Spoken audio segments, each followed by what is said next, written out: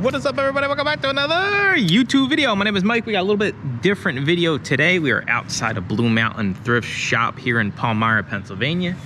See you back here behind me. So basically, I have no idea, right, what they have in there. This isn't staged or anything like that. I'm gonna go in, we're gonna scan all of their media, their books, CDs, DVDs, and we will see what kind of comes out of it. And the whole point of this video is, think about it. Right now, I drove about 30 minutes to get here, and I have no idea if I'm even gonna get a single item out of this thrift store.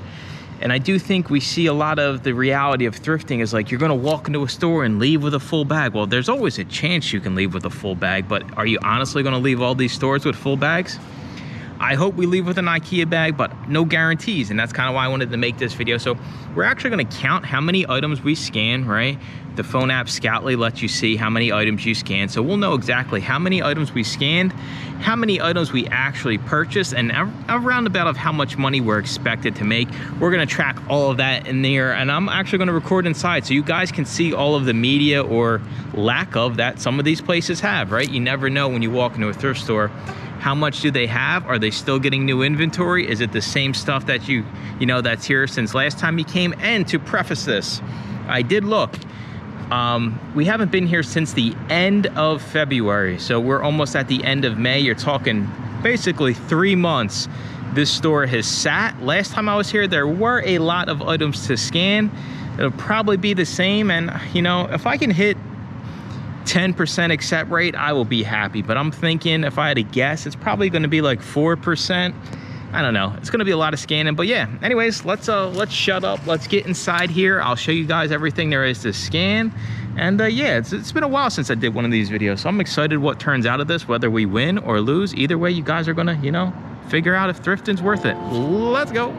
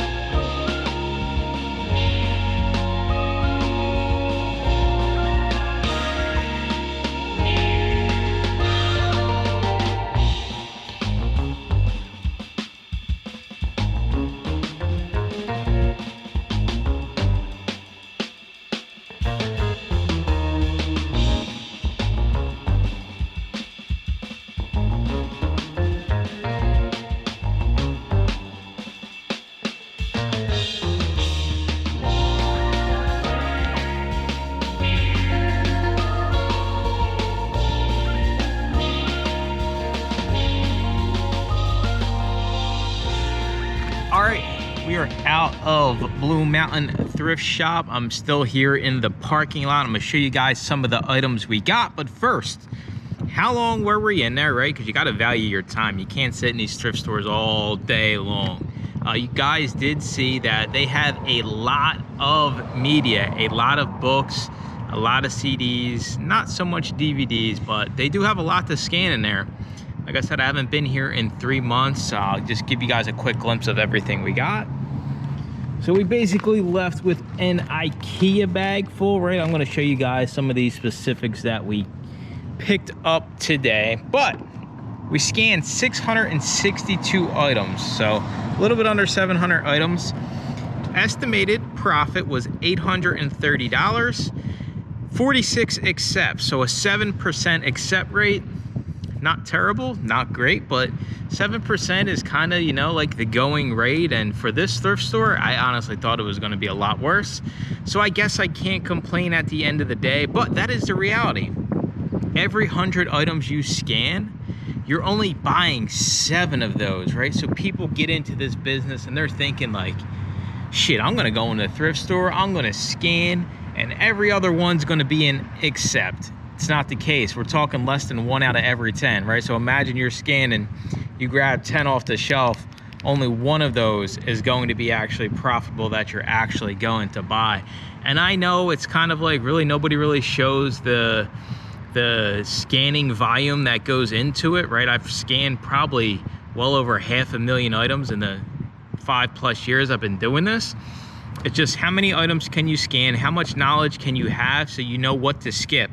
You know, you're not gonna scan the Nora Roberts, that type of stuff. And starting out, I always say scan everything. So you build the knowledge base, and sure, there's probably 3,000 items in there. But if you start weeding out and you know which ones to skip, you're not in there forever. I did start at 12:30. It's currently 1:45 as I'm recording this. So we spent about an hour and 15 minutes. And like I said, the profit is estimated. And we did buy ones that weren't considered accepts by the software. So that's another thing. When you scan an item, right? You scan the Baby Mozart CD set and it says it's gonna be $30 profit. I want you to have in your mind that it's not probably gonna be $30. It's probably gonna be closer to 25, right? I always say a good rule of thumb is like 10 to 20% from the time you scan it will probably be around what you get. Amazon's based on price. How do you sell items on Amazon? By having the lowest price. Well, when there's two mics, me and you, right? We're out there, we get on the same listing and we're repricing, it's just a race to the bottom. So don't have it set in your mind when you scan that item and you see it's $20 profit, don't bank on that $20.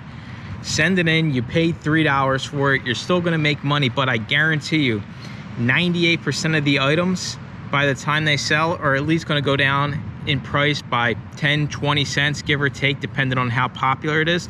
Sure, there are rare occasions where it does go up, but overall, it's gonna go down in price. And a lot of people just have the misconception of, that's why I tell everybody to stay away from the dollar that's gonna make you $2, right? Because it's gonna make you $2 when you scan it right then and there in the thrift store.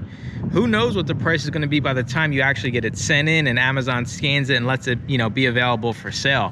So understand, beef up your profit a little bit here, right? We're out in thrift stores, we're paying up. I think I spent right around $44 or $45. So a little bit under $1 per item. But that's paying up in this business. So don't pay up $1 to make $2, because you're not gonna make $2 when it's all said and done. You're gonna make less than that. And that's why I always tell everybody, ditch those default triggers, kind of start smart, have a little bit more meat on the bone. Yeah, you spend $1 to make $4, sure, we'll do that all day long. That's a perfect mindset to be in, but having the idea that, oh, I turned $1 into $2. Well, yeah, if it's sold right then and there while you had it in your hand at that price, sure, you turned $1 into $2. But the reality is that's not the case with a lot of this stuff. So let me get my screen recording here. We got 2 of these Baby Mozart CDs, brand new sealed, right? We'll sell these new. They're actually still sealed by the manufacturer. Listen, I'm not here to tell you you can or can't sell these items new. There's a risk selling anything new on Amazon if you're getting it from the thrift store. Do your due diligence. If this looked like Johnny B, you know, saran wrapped this in his basement, then sure, we're not selling this as new. But you can see it's still the manufacturer's packaging, and it comes with experience. You'll be able to feel the difference in the cellophane if somebody wrapped it themselves, and you'll be able to see the difference as well. You also can see the folds on the CDs inside. But Amazon is selling this for $33 new. This is a super slow mover here, so we'll probably price it around $24.99. We'll make about 12 bucks a piece. We did pay $3, so $12, 3 into 12, 4 extra money, not a big deal. But don't buy all of the slow moving stuff. I try to tell everybody, everybody's business model is different. If you're just starting out, you can't afford to send items in that sell once every 2 months, right? Once every month. You need to be sending in items that are gonna sell quicker so you can have the capital to grow the business. A lot of new people start out and they like, oh, I'm finding all this stuff. And then they're like, well, I'm not selling anything. And then we go take a look and it's just all long tail items. That business model works, but it takes long tail time for it to work. You can't just start out and kind of just be selling all the long tail stuff. For me, doing this for years, having an inventory of, you know, over 3,000 items, I can get away with the long tail stuff all day long. So I don't have a problem doing it. I'm not cash strapped. Cash flow is perfectly fine in my business. Now, if the situation was different, even if you're doing this for a while and you don't have the cash flow, pass up on items like this. one cassette. I love selling cassettes. I think it's a slept-on niche within the media market. We got Prince, music from the motion picture Purple Rain. Prince is decent. I got nothing against the guy. This will make you $19.50. Am I gonna test this cassette? Heck no. It looks like it's in good condition, right? We're sending it in. We paid $1, you make $19. This thing sells once every week. Cassettes, I mean, come on. Prince, I mean, if you don't scan this when you see it, I'd be curious what this is going for on eBay. Probably a lot less, but I'm telling you.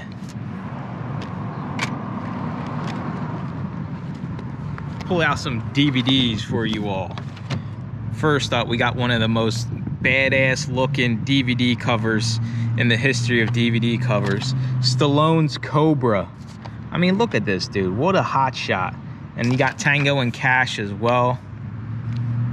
This will make you, we paid $1 for this, $6.87, so we'll make around $5 after fees and our buy costs. Multi-packs, you guys know, scan that type of stuff. This is a bolo. I've sold so many of Miss Spiders. This is like a kid's one. Some of this stuff's worth crazy money. $7 after fees, makes $6 after our buy cost.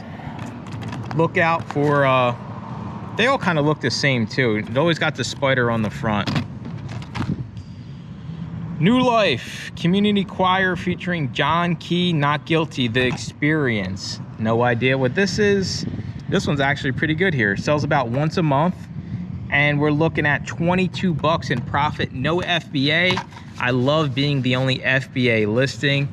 You're basically guaranteed to get the sale when you're the only prime offer in the game.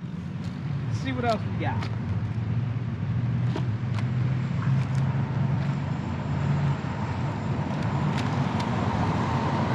I got a bunch of kids books, but they're buried in the bottom of the IKEA bag. I probably got about 15 kids books.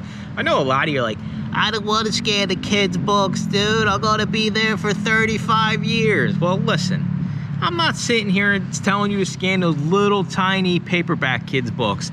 I go for the hardback kids books, right? The big ones.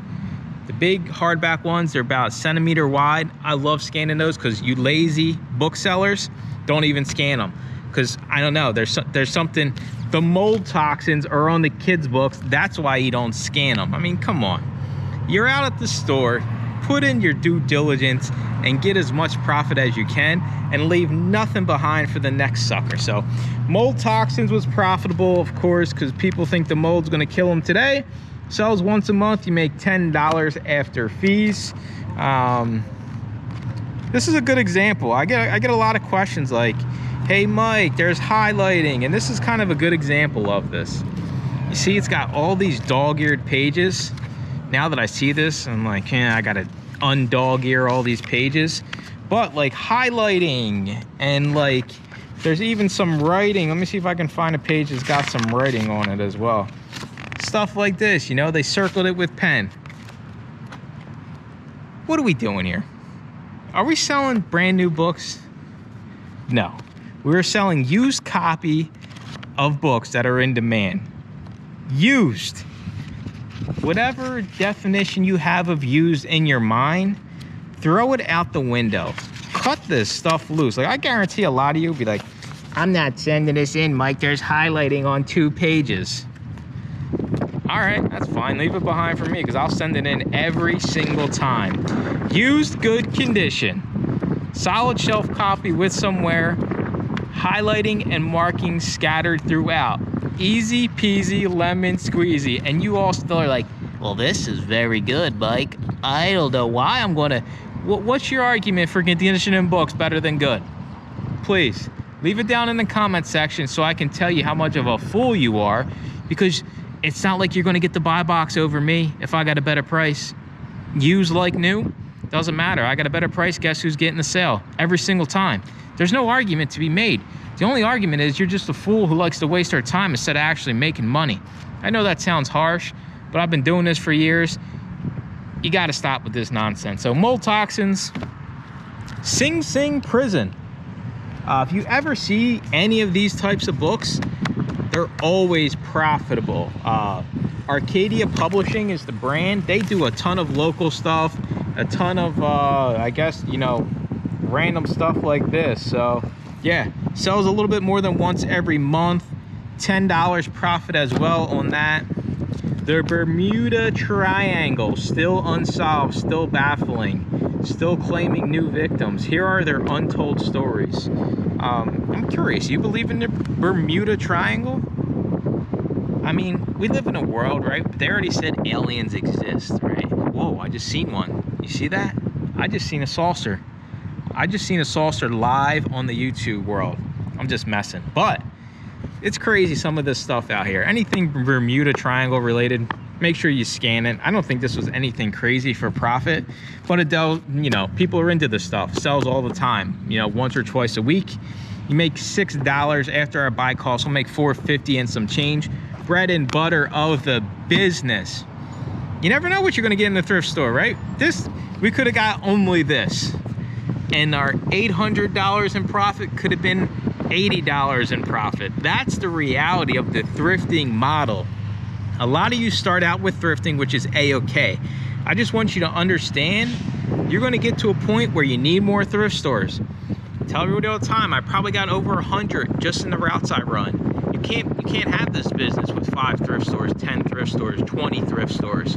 There is not enough profitable inventory. There's not enough profitable media to sustain a business where you're going to make over $1,000 a month, right? Sure, if you want to make an extra 300 bucks a month, 400, 500 maybe, then yeah, your three to 5 thrift stores will cut it. But you want to make $1,000 a month, you want to make, you know, 5,000, 10,000, 20, you're going to need 100 plus thrift stores. And I don't care what nobody says. It's a grind, and you don't know what you're going to get. We showed up, we might as well showed up to the casino, because we're going in, we got money, but we don't know if we're leaving with anything. And that's, you know, that's I mean, when you start out, it's thrilling, right? You're like, yeah, this is fun. I love going to thrift stores and not knowing what I'm going to find. But as you grow your business, you quickly realize, like, hey, shit, like, I need to make money, right? I got bills to pay. I got cats to feed.